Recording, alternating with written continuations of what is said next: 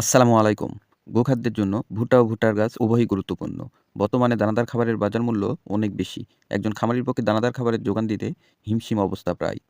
আলহামদুলিল্লাহ, আমরা দানাদার খাবারের খরচ কমাতে নিজস্ব জমিতে ভুট্টার চাষ করে থাকি। চলুন দেখা যাক কিভাবে আমরা ভুট্টার চাষ করি। প্রথমে জমিতে প্রয়োজনীয় জৈব সার দেওয়ার পর ৩ থেকে ৪ টা চাষ করতে হবে। খেয়াল রাখতে হবে মাটিতে যেন রস থাকে। অর্থাৎ মাটি যেন একটু ভেজা, ভেজা থাকে। তারপর জমি অনুযায়ী আমরা পানি সেচের জন্য ড্রেনের নকশা করে নিই। জমির মাটি সমান করার পর ভোর দিয়ে দাগ টেনে নিই।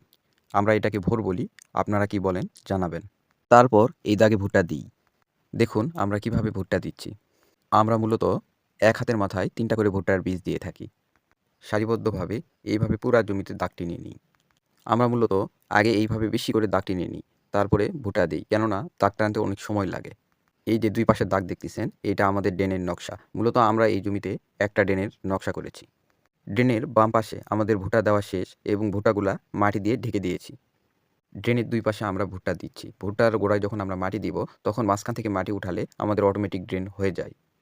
এখানে আমাদের ভোর দিয়ে দাগ টানা একটু আঁকাবাঁকা হচ্ছিল। এইজন্য আমরা পা দিয়ে দাগ টেনে নিচ্ছিলাম আগে। তারপর তার উপর দিয়ে ভোর দিয়ে দাগ টানতেছিলাম ভুট্টা দেওয়ার জন্য।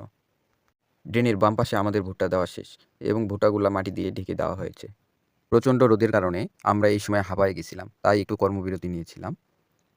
কর্মবিরতির ফাঁকে ক্যামেরাম্যান তার প্রতিভার ঝলকানি দেওয়ার চেষ্টা করতেছিল। কখনো শুয়ে, কখনো বসে, কখনো দাঁড়িয়ে থেকে পুরা জমির ভিডিও শুট করার চেষ্টা করতেছিল। আলহামদুলিল্লাহ, আমাদের কর্মবিরতি শেষ। আমরা আবার দাগ টানতেছি। আর অল্প কয়েকটা শালি টানলে আমাদের দাগ টানা শেষ হয়ে যাবে। আমরা সাধারণত এক দাগ থেকে আরেক দাগের দূরত্ব ১ থেকে ১.৫ হাত দেই। ভুট্টার গাছের বয়স যখন ৫ পাতা হয়, তখন প্রয়োজন অনুসারে সার প্রয়োগ করি এবং মাটি দিয়ে ভুট্টার গাছের গোড়া বাঁধে দিই। সাধারণত ভুট্টা চাষে ২ থেকে ৩ টা সেচের প্রয়োজন হয়। আপনারা প্রয়োজন অনুসারে সেচ দিয়ে নিবেন। ভুট্টার গাছ ও ভুট্টাতে ১০ থেকে ১২% প্রোটিন থাকে। ভুট্টার গাছের বয়স যখন ৮০ থেকে ৯০ দিন হয়, অর্থাৎ যখন ভুট্টার গাছে মোচা আসে, তবে দানা পরিপক্ব হয়নি, তখন সেই অবস্থায় সাইলেন্স করার জন্য উপযুক্ত সময়।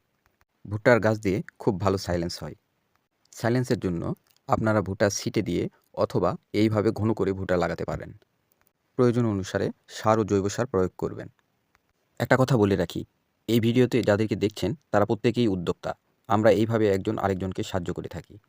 আমাদের ভুট্টার বীজ দেওয়া শেষ। এখন আমরা ভুট্টাগুলা মাটি দিয়ে ঢেকে দিব। ইনশাআল্লাহ সামনের নতুন কোনো ভিডিওতে আবার কথা হবে। ভালো থাকবেন, সুস্থ থাকবেন। আসসালামু আলাইকুম।